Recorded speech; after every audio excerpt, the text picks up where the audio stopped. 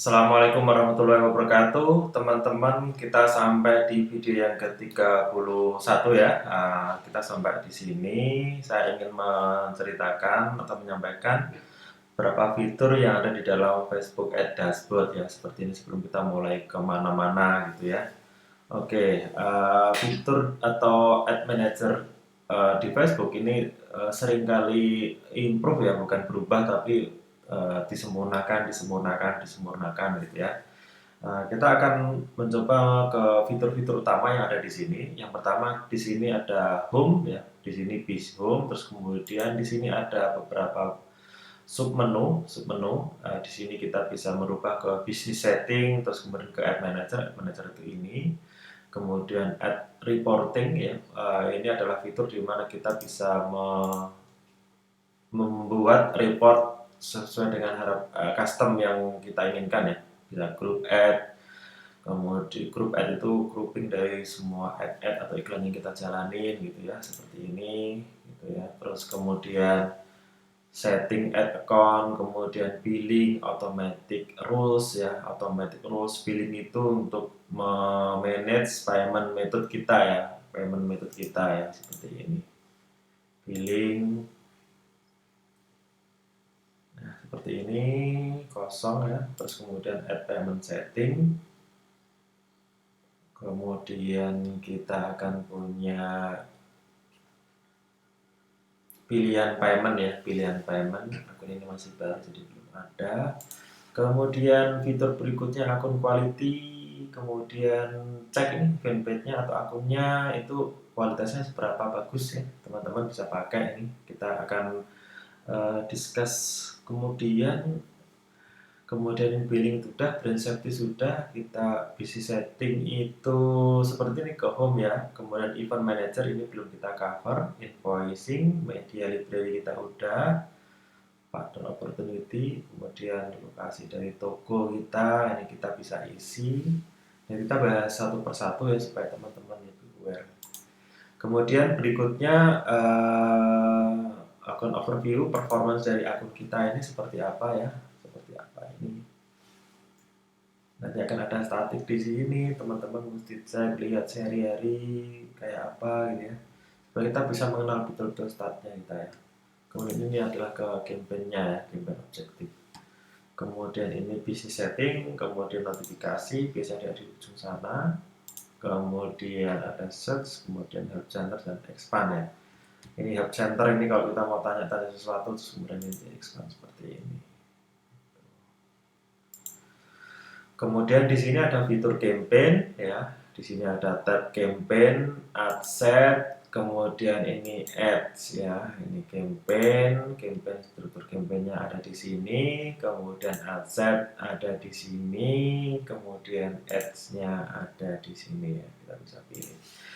Kemudian ini button create ya, cara kita membuat iklan, cara iklan seperti ini. Kemudian menduplikat ya, misalkan kita pengen duplikat campaign nih di sini, kita duplikat manis. Seperti ini, duplikat campaign, kemudian kita kasih new campaign ya. Kemudian edit, ini adalah melakukan edit terhadap campaign yang kita shot ini ya. Ini bisa dilakukan di sini, bisa juga dilakukan di sini.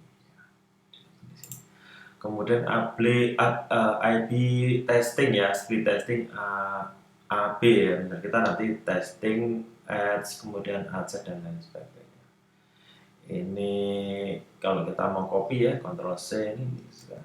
Ctrl C terus kemudian Ctrl V, ini campaignnya di copy seperti ini muncul. Kemudian kembali ke draft. Kemudian yang berikutnya ini yang sering kita pakai ya. Ini kalau campaignnya winning lah, ini bisa dipakai ini Del gitu. 14. Maaf bercanda. Ini adalah fitur dimana kita mau menghapus campaign, adset dan lain sebagainya yang kita nggak perlukan, maka kita bisa hapus ini. Kemudian ini export import, ini teman-teman kalau mau mengekspor semua konten yang ada di sini diekspor ke akun lain gitu ya. Misalkan ini ke disable atau kita pengen scale up ke akun lain, ini bisa gunakan ya. Nah, export all export all, ada export all selected. Ini berarti kalau yang selected di sini. Customize export itu nanti kita pilih kolom-kolom yang mau kita export aja, kemudian di import. Import itu kalau ada akun lain yang tidak diekspor, terus kemudian kita mau mengimport semua data ada di sini, semua settingan campaign yang ada di sini, itu bisa. Kemudian ads-nya atau iklannya itu ada di export ad aja ya. Kemudian ini cara fitur dimana kita bisa mendownload Excel ya, template. Kemudian ini campaign tag, ini di tagging.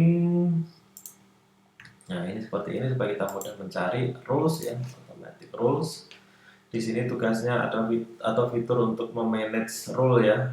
Rule-nya create rule, menerapkan rule yang ada, kemudian memanage rule ini akan masuk ke halaman rule ya. Seperti ini ya, memanage rule. Ini masih kosong. Oke, kita akan masuk ke berikutnya yaitu view setup. Nah, ini view setup untuk melihat.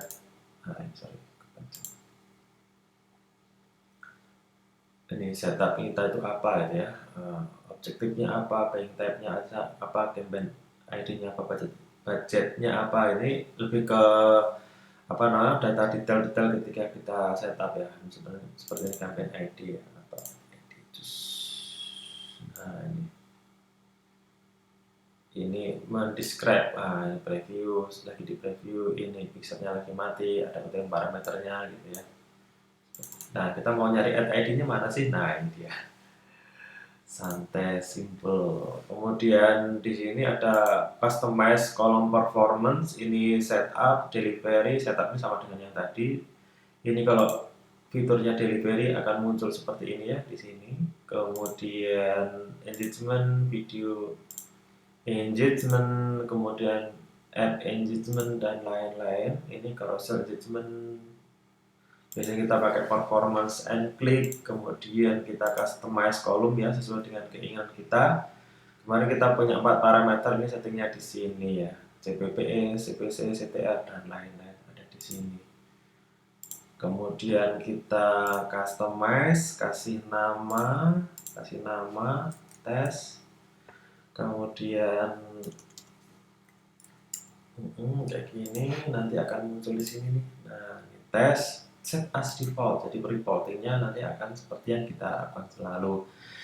Kemudian breakdown ini by time, by delivery, by action seperti ini. Kemudian report ya, kita akan share report ini seperti ini. Ini fitur-fitur dasar, kita akan lebih detail ke sini nantinya ya.